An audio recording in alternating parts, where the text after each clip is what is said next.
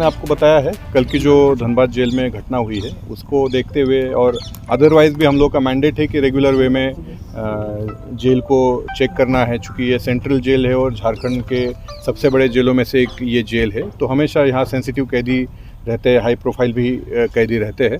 तो उसी को देखते हुए आज हम लोगों ने यहाँ पे छापामारी की थी। करीब 2.5 से पौने 3 घंटा हम लोगों ने छापामारी की है उपायुक्त महोदया के नेतृत्व में। और कुछ एक चीज़ें मिली है, बहुत ज़्यादा आपत्तिजनक चीज़ें नहीं है, परंतु लगातार हम लोग छापामारी कर रहे हैं तो इस तरह की चीज़ें मिलने की संभावनाएं भी कम रहती है।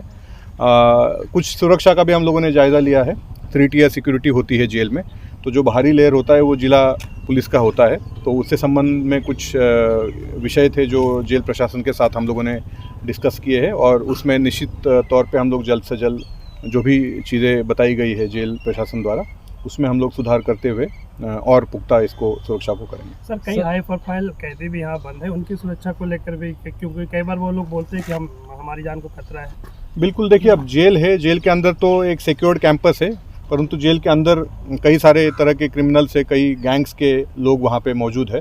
तो उसको देखते हुए हम लोगों ने कुछ गाइडेंस किया है जेल एडमिनिस्ट्रेशन को और उपायुक्त महोदया ने कुछ निर्देश दिए हैं जेल प्रशासन को कि किस तरह से उनको रखना है और जो विभिन्न गैंग्स के लोग अंदर है तो उनको किस प्रकार से अंदर रखने से उनकी सुरक्षा भी मेंटेन हो जाएगी और जो कल का जो धनबाद में जिस तरह की घटना हुई उस तरह की घटना यहाँ पे नहीं हो, इस चीज़ का भी ख्याल रखा जाएगा। सर, धनबाद से कोई लिंक मिला है ऐसा कुछ? नहीं, इस तरह की कोई बात सामने नहीं। देखिए, कल धनबाद जिले में घटना हुई थी और इसी क्रम में हम लोगों ने भी आज अपने मंडल कारा में आज फोर्स और मजिस्ट्रेट के साथ हमने एसपी साहब, एसडीओ, 10 मजिस्ट्रेट्स और पुलिस फोर्स के साथ हम लोगों ने आज जांच की, रेड किया वहाँ पे। करीब 12 बजे से हम लोगों ने इसको शुरू किया था और पूरे जेल की तलाशी ली गई। कुछ चीज़ें मिली हैं लेकिन बहुत ज़्यादा कोई आपत्तिजनक चीज़ नहीं है। और कुछ खैनी के पैकेट्स मिले हैं, कुछ घूमे हुए छड़ मिले हैं, एक पेन ड्राइव मिला है और इसके अलावा कुछ चम्मच से घुमाए हुए कुछ चाकू जैसे चीज़ें मिली हैं।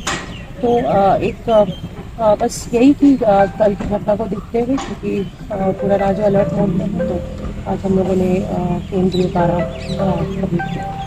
कैसी और व्यवस्था को चेंज की जाएगी उसको लेकर? इसमें देखिए, जेल की सुरक्षा को लेके जो भी एक बहुत ही क्लियर गाइडलाइन है, एसओपीज है कि किन चीज़ों का ध्यान रखना है, वो फोर्स से संबंधित हो या जेल प्रशासन की तरफ से क्या क्या चीज़ें की जा रही हैं, तो वो हम लोगों ने उसका भी रिव्यू किया। जेलर थे, उनके साथ भी हम लोगों ने सभी कुछ डिस्कस किया और जो भी कुछ कमियां हैं उसको हम लोग सुदृढ़ करने की पूरी कोशिश करेंगे। जैसे उपायुक्त महोदय ने आपको बताया है कल की जो धनबाद जेल में घटना हुई है उसको देखते हुए और अदरवाइज भी हम लोग का मैंडेट है कि रेगुलर वे में जेल को चेक करना है। चूँकि ये सेंट्रल जेल है और झारखंड के सबसे बड़े जेलों में से एक ये जेल है, तो हमेशा यहाँ सेंसिटिव कैदी रहते हैं, हाई प्रोफाइल भी कैदी रहते हैं।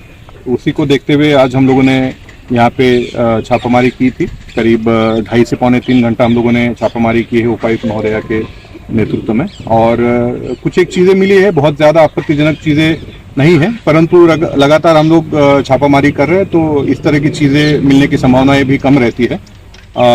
कुछ सुरक्षा का भी हम लोगों ने जायज़ा लिया है।